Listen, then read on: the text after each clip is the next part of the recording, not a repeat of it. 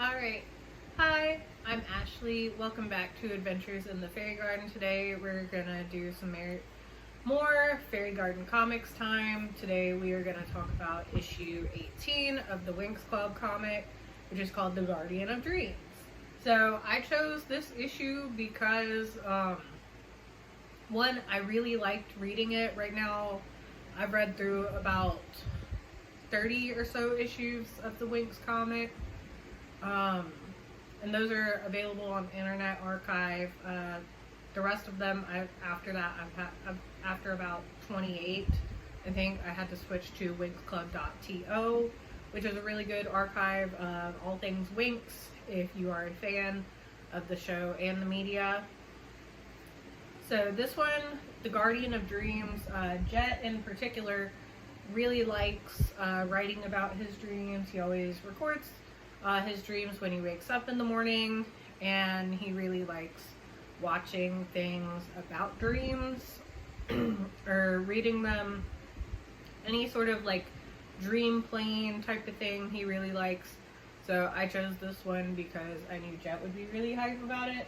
And for Dozer, since he hasn't watched much of Winx Club, he's only seen kind of what random things I had on whenever he came to hang. Yeah, I think we watched Mystery of the Abyss, which is probably not the best jumping off point for anybody, but that's okay because it feels kind of standalone. So I really like that the comics can feel pretty standalone. A lot of the stories and locations are independent from the show, but in this one I'm really excited because we get introduced to one of my favorite members of the Winx Club. And we'll see if Jet can figure it out. Alright, so we start off, Bloom wakes up from a nightmare where she was in class back on Earth School, and she had a teacher that she really was scared of, because she was like, she would just do like cold calls, and she's like, Bloom, answer this question, and she was like, I haven't studied, so she would have nightmares about a lot of it, and she's like, that's like a really old fear of mine. And in the dream, she gets to class late, she is asked a question by the teacher, and she's like, I haven't studied, I don't know what's going on, I'm late, and then she looks around, and every single student around her is also herself. So she's like, no matter what, I'm gonna get called on. So she's like, oh my gosh, this is horrible. And so she wakes up and she's freaking out, and Flora comforts her and it's like, hey, the alarm's about to go off anyway, it was just a dream. And she's like, oh my gosh, like that was crazy, like I haven't dreamt about that in so long, like that's a really old fear of mine, because at this point she's been in the magic dimension and at Althea for quite some time. So her fears from like a very simple like kind of Earth School nightmare of getting cold called on in class, probably not at the forefront of her mind, probably some villains who are kind of bigger fish to fry that you could be having nightmares about. But this is interesting because I know, like, I personally did marching band like all throughout high school and college.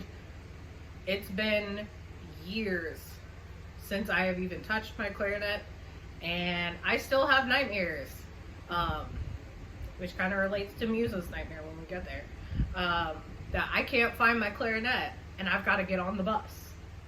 So I don't know. Okay, so Musa has her nightmare where she can't find her flute for a concert, and her father spent a lot of money on it, so she's really upset. She's like, my father's gonna be so disappointed in me. And for background context, Musa, her backstory that we get later on in season 2 of the show, and a lot of her characterization, she really loves music, but we find out later on in the show that her mother was a musician, and her father was very supportive of her mother as a musician. and he also was a songwriter. But they worked together, and eventually the money kind of dried up. They weren't making a whole lot of money as artists, and Muse's mom gets sick and eventually dies because they can't afford the medicine and the health care that she needs in order to survive. So in the show, at least, he is very angry and thinks that music is like a horrible career choice because he's like, it's what killed your mother. Because like we couldn't take care of the family. And so in this case, it's like my dad spent a lot of my flute. I can't find it. He's going to be like so upset that I lost it, and I'm going to be late for the concert, and like all these bad things are going to happen. Stella has a fear of wrinkles and getting older, and she's listening to all of them talk about her nightmares, and she's like, I think I'm in a nightmare right now. Like, look at this wrinkle. And they're like, Stella, we don't see anything. Like, and she's like, well, I feel like I'm getting older and that Brandon's not going to like me anymore, and he's going to find someone younger and better. And also keep in mind they're teenagers. So, like, she is already, like, really freaked out about aging. Brandon, who adores her, leaving her for a younger girl. And they're teenagers. Yeah. Who younger could he be going for? A slightly younger teenager, like a first year, because she's a little bit older than the Winx. She had to repeat her first year because she, I think, blew up a lab or something. She did something that was not... Yeah. When you blow up a room in the school, you do have to get held back. Yeah. So, they're like, okay, we all had nightmares. Things are, not so fun right now. But, let's go get some fresh air and just have some good vibes. Let's relax. Bloom has a computer diary that's, like, if I was sitting right here, if, like, there was just kind of a floating head that could just pop up and talk to me, regardless of whether or not I was like, hey, diary, like, let me write things down or whatever. He could just kind of pop up whenever. That's Bloom's virtual diary, digital diary. So she is like, okay, guys, I'm gonna like come out in a minute. So she starts just like kind of sitting in the room, and the computer diary is like, so Bloom, like, what's going on? Like, asking all these questions about the sky, about what she's thinking about. And right now, there's a mysterious girl that she met at the beginning of the school year in the woods. So the girl fainted at her feet and had been in the infirmary since the beginning of the school year. She hadn't woken up. She was essentially in a coma. But she kind of is just like ranting and raving occasionally, and that's how they get her name. But I'm gonna ask Jet, who does he think it is? So you said it's your favorite Winx Club member? Mm-hmm. So I'm assuming it's not like Roxy, because that's like a show-specific thing. So Layla, because it's still like early on. Yes. So Layla or Aisha in the show, and also depending on which dub, is the one who fainted in the woods, and she has been in a coma essentially since the beginning of the school year. Nobody knows her. Like, she was just hanging out in the woods.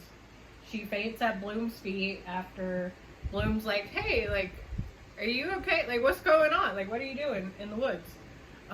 She also has a little baby Pixie with her, who is also kind of in a coma. It's just also been sleeping. Okay. So, yeah. That's a weird way to introduce them. So, yeah.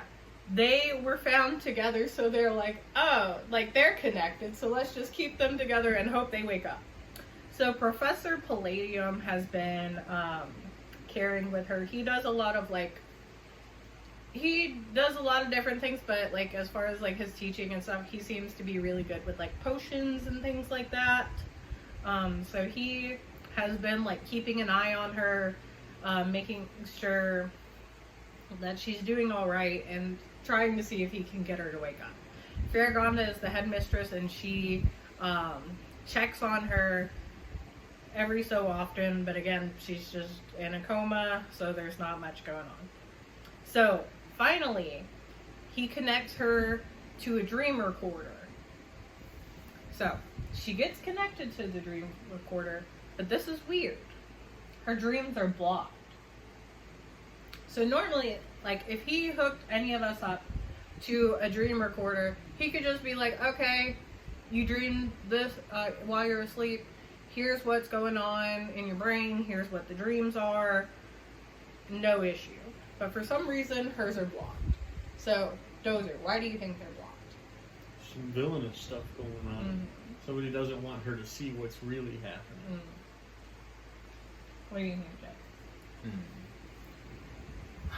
I think I have to agree with Dozer. It sounds like there's something that's causing everyone to have like bad dreams, and they're like connected for some reason. So the thing is, she's in a coma, but she's occasionally like ranting and raving about like whatever dream is going on. So I think she's in the dream world, aware of what's going on, but somebody doesn't want us, or in this case, the Winx or Professor Palladium or Farragonda, to be able to see what she's dreaming. Mm-hmm. So, you're right, something villainous is afoot. Okay, so Professor Palladium is like, okay, they're blocked. This can only mean one thing. She's imprisoned by her nightmares. So, let me go back to my notes. Alright, so the Winx are like, hey, Farragonda, we've also been having bad dreams. Is there like a kind of like bad dream virus going around or something? And even like other girls in the school are actually in the infirmary due to the stress from their recurring nightmares. So yeah, it's a problem. So Professor Palladium is like, okay, this nightmare epidemic has got to be from someone entering the dream realm. So Farragonda tells them to go to a Dr. Morpheus. He is the guardian of dreams, for help. So they're like, okay, cool. Like, how do we go see Dr. Morpheus? And it's like, no. We don't tell you. He will let you know where to find him. So they're just essentially sitting around waiting until they finally get a blank piece of paper. And they're like, what on earth is this? And then it slowly starts to like form a letter, and it tells them a riddle. So they're told to meet that night at 9 on any street between 13 and 15 at the door you'll make. So if somebody told you to go to any street, would you be like, hey, is there a street called any street? Or would you be like, can I just pick Go a to street? Yeah. What would you do? I think I would actually look up to see if there's a place called any street. Mm-hmm. Okay. That's probably the first guess, right? Okay. So they go to, I think they do end up just going to a random street. Oh. And there's a door 13 and a door 15. So they're supposed to go between there, but the problem is there's no 14. There's nothing in between. You said, what is 14? I've never heard of it. So they're like, okay, let's think back to the riddle. It's like between 13 and 15 at the door you'll make. So Bloom's like, I have a pencil. I'm going to draw a door. So she draws a door on the wall, draws a little knob, and they're like, what? No, like, this can't work. And of course, they open it, and they walk in. It's a little after 9, And they're like, Dr. Morpheus, is that you? We were told to come meet with you. And he's like, yes, you're actually earlier than expected. So it was like 9:24, and he was, and however many seconds, and he was like, I was expecting you at actually 9:28 and however many seconds, because he was anticipating them being late, because it's kind of his thing is he's not going to communicate with you in a way that really makes sense to most people. He communicates mostly in riddles, and he just kind of runs around doing all sorts of things. I think Morpheus is about to say, like, welcome, Neo. You take the red pill, you take the blue pill, and he's going to do that to these girls. Okay. So as they're walking through, he essentially has like a dream pharmacy is what I would call it. So The pills. I'm like, is he gonna do no, they ripped don't. off They're not Matrix. really pill. It's more potion-y. So he has a bunch of jars. So it's like there's like fears, love, like happiness, like all these kind of like different components. He says for like making the perfect dream. And he's like, hey, I've got he's like, be careful around these jars. Like, I've got a customer who needs like a pinch of happiness and a dash of that and a dash of that. And they're like, wait, you can like customize dreams. And he's like, yeah, like, who do you think my customers are? Like, what do you think I do?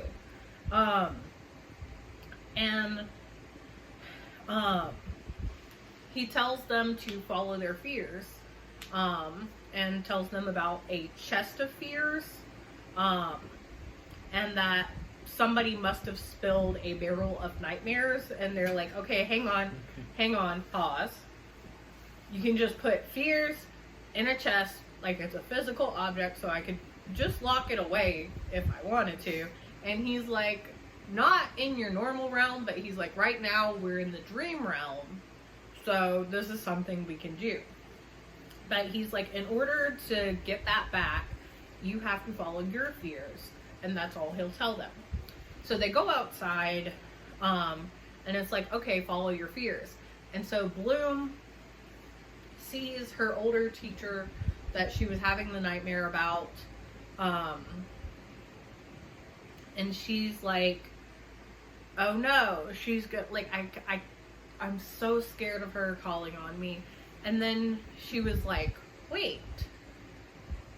And to me, this is kind of like in your dreams when suddenly you become a little bit lucid and you're like, wait, this doesn't make sense. Let me try this. So Bloom is like, hey, Mrs. So-and-so, I didn't study, and like I've got a lot to do right now, so is it okay if I like answer the questions like another time after I studied? And she's like, sure, I'm your teacher, I just want you to succeed. And she's like, oh wow, like that was fine. And it's like, okay, she's faced her fear because she was able to confront it in a rational way. Her fear disappears. So then Brandon is Stella's boyfriend, and like I said, she has a fear of getting older and being replaced by a younger girl. So she sees Brandon sitting next to some young girl on a fountain. They're looking at each other romantically, and she's like, oh my gosh, this is exactly what I've been afraid of this whole time. And then she comes closer to him, and I think he's just like talking to her normally. They're not doing anything untoward, and he's talking about how much he loves Stella and how much he enjoys being with her. And she's like, oh, I knew you wouldn't leave me. And she faces her fear. So we go through that. Musa's able to find her flute. She's like, oh, it was exactly where I left it. We face our fears. Technos, I think, was related maybe to technology not working. I don't remember exactly. But they face all their fears in a rational way. And then they see in the distance this really creepy looking castle. So they're like, that has to be where Layla is in prison. She's imprisoned there by her nightmares.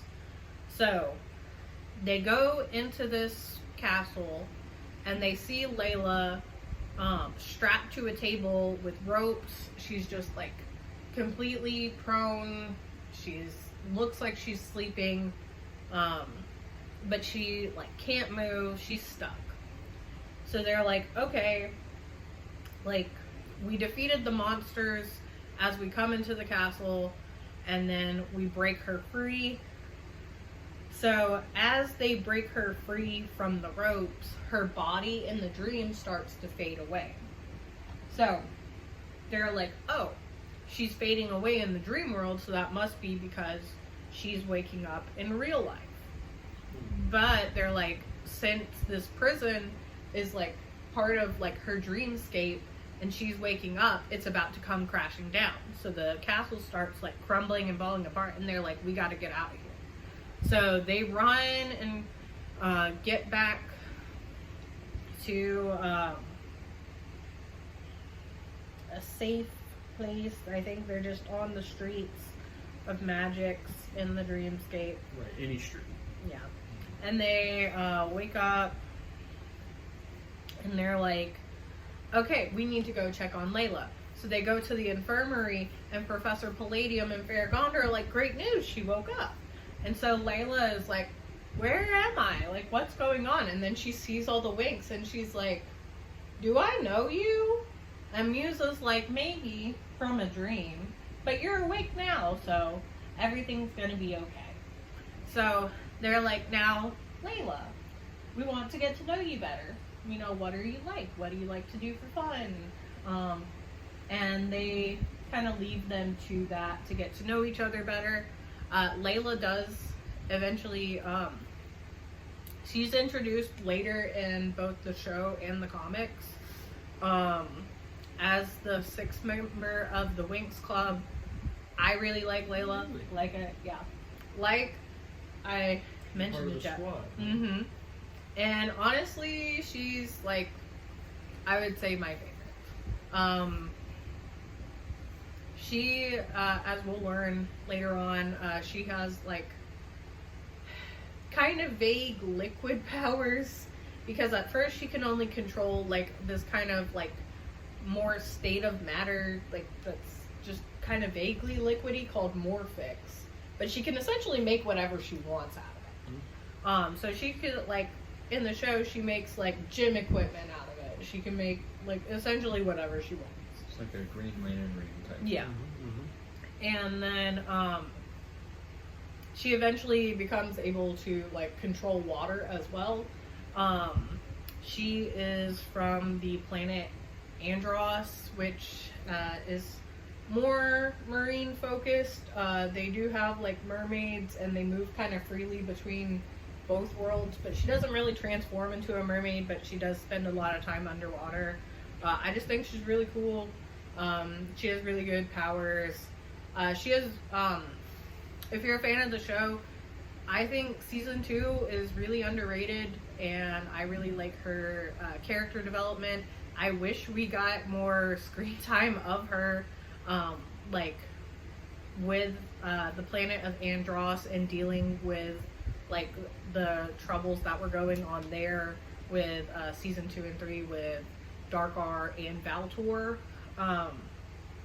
Just because she kind of comes back and she's like, all these things happen, and we didn't really get to see any of them. And also her romance is definitely my favorite in the show. So I'm excited to see if her partner shows up in the comics, because that will help me cope with how he ended up in the show. So, Jet, what do you think? I need a little bit of a refresher. I know you just read the story. Why is she in a coma, and why is the pixie in the coma? Okay, so literally, at the beginning of the school year, Bloom is just walking around the woods that are near campus. She runs into Layla. Layla just passes out. Mm-hmm. That's it. What?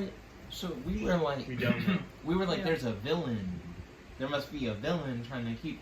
And then they go to the castle, and I'm like, okay, now we're gonna get the villain. Where's Freddy Krueger at? Messing with everybody's mind. and then she just is like, oh, she vanished, so she must be awake now. Is the explanation just what Morpheus said? Like, someone must have knocked over a barrel of nightmares. Yeah, and maybe So nobody actually did this intentionally. Who knocked now over the somebody barrel? maybe knocked Sounded like over it could that be an barrel. Was So- it him? Oh, yeah. I'm not gonna point fingers. Somebody might have knocked over a barrel. It of might fear. have been Daryl down the street. I hate that guy, so it was probably him. Man.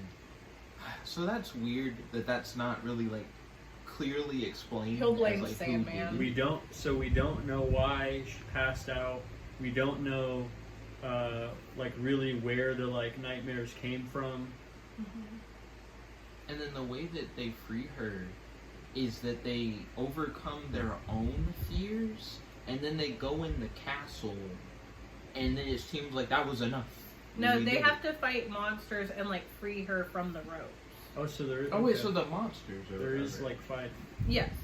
I Yeah, don't they know do how I have to missed it. transform. They're like fear. I think I monsters. didn't mention it too much. So, Okay. like, they This do is the action transform, of they the fight story. it. So she got jumped by monsters in the dream world. Is that That's why her she's in the nightmare? coma. So she's Yeah, in is that her prison. nightmare? That's her fear. No, that she's in prison. No. So hers are really bad. Like, hers are considered like the worst. She's imprisoned by her nightmares. But I think it's more, and in the comic, it's like very like kind of isolationist. And if you watch the show, I need to read more of the comics to see how the portrayal of Layla is in the comics versus in the show. But especially in season 2, she struggles a lot with like feelings of isolation, feeling lonely. So I do think because again, this is our introduction to the character. I do think because I'm looking at it from that narrative that I already know from the show, she's a character who has a lot of issues with feeling lonely. She grew up as a princess on Andros, and she was just kind of surrounded by adults who were like, do this and do that, and this is what a princess should do. It's hard to identify with others when Yeah. they grow up in royalty. I bet. Yeah, so she, I think the castle was like kind of her feeling trapped, like the way she grew up. I'm back where I was growing up. Yeah. So that's how I thought about it, but I'm excited to see her portrayal in future comics. I really like Layla, and I feel like her addition to Winx Club is like a very natural thing.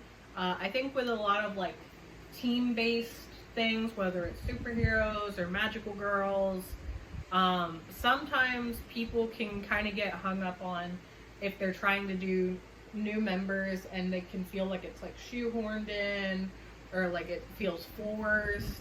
But Layla's addition just felt very natural. And she just kind of appears. But I'm excited to see in future comics how she gets to join in on the action, because honestly she has really good powers. She's good at fighting. She can hold her own. And I do really like the idea of like a dream recorder. I know Jet would love to just have a dream recorder that he could just hook up to his head at night and it just record all his dreams. I find it interesting that they could be blocked. So there is like some evidence of foul play of somebody entering the dream realm. And perhaps we'll find out in a future issue who that was. Right, we don't know that either. And Dr. Morpheus kind of existing in his own realm. I'm sure there are other people in the dream realm, and I guess people having dreams. But I guess I feel like if I was like only in the dream realm, I would maybe eventually have an existential crisis, but that's just me. But he seems like very content to like essentially just like custom make people's dreams for them. I would really enjoy that. Jet would really enjoy that. Dozer, do you ever, I know Jet always asks dreams whenever we hang out, but, I guess, do you remember your dreams a lot? Or not all the time? I don't think, not often, not enough to, like, say much about. Okay. I had a dream where somebody was, like, breaking into my bedroom when I was asleep shortly after I moved in. That's why I lock my bedroom door when I sleep now. Oh, wow.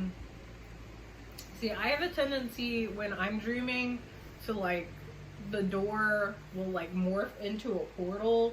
And, like, sometimes I will get up and I'll have to just, like, physically touch it to make sure that it's, like, I'm like, oh, it's going back to normal. And it's like, no, I'm just becoming more aware and more awake. Almost like daydreaming. Also, yeah, with the pixie, this is the first pixie that's appeared in the comics so far. Piff is a baby. Like, Piff is a baby pixie. Like, Piff talks like a baby, acts like a baby, sleeps a lot. So, she's adorable, but I do hope we get to see some of the other pixies in the comics. There's a lot of fun things they can do. Is this, you said, so Winx Club is originally Italian created? Yeah. Is this an Italian published comic? Yeah, so these were only translated into English later, and also I was telling Jet the other day, I was reading one issue where there was just like one speech bubble that was still in Italian, where I'm just like, I'll figure that out later. In continuity, they were speaking Italian. So. Now, like on the, which this is something like if we're watching like anime or something like that, if they're like looking at a sheet of paper, like it's still in Italian. So I can't really change Italian. that. So, I do hope with the reboot coming out that they do some reboot comics. That would be interesting, like some tie-ins or even just like maybe a graphic novel or something. I think I would really like that. As far as like comics go, both Jet and Dozer are like mostly into like superhero stuff. And I personally read a lot more like just like novels, and I've only recently started reading more comics with Winx Club, Monster High's new Scaremaster comics, which those are really good, by the way. You should check them out. They are kind of an alternate version of the G1 canon. So if you're more a fan of the story of G1 and the art style, I would highly recommend that. Jet and I are almost finished rewatching Winx. After we're watching Winx, we're gonna watch Witch from Disney, which also was an Italian comic series Like originally. witches out there. They're kind of more fairy-like. To the point though where Disney actually sued the company that makes Winx, because they're like, that's too similar to what we're doing, and then they lost that case. What is it too similar to? Witch. So I think Witch and Winx are fairly different, but as a kid, before I watched Witch, The art styles are I very assumed it was the same thing. Yeah. But we're gonna rewatch Witch after that. This is something with my rewatch of Winx Club that Jet and I have talked about. So I really liked Winx when I was a kid, but again, that was like 20 plus years ago, and we didn't have streaming, so I had to watch it on whatever order they aired it on, Nickelodeon or 4Kids or whatever. So being able to watch everything like in order now has been fun. I'm excited to rewatch Witch. And also the Witch comics, I believe, have recently been rebooted, so I'm excited for that as well. And if you are a fan of Winx Club and you're just looking for more media, you've watched all the shows, all the spin-offs, and you haven't read the comics, I highly recommend those. So for Fairy Garden Comix Time, I'm Ashley. I'm Jet. And I'm David. Hi. Peace.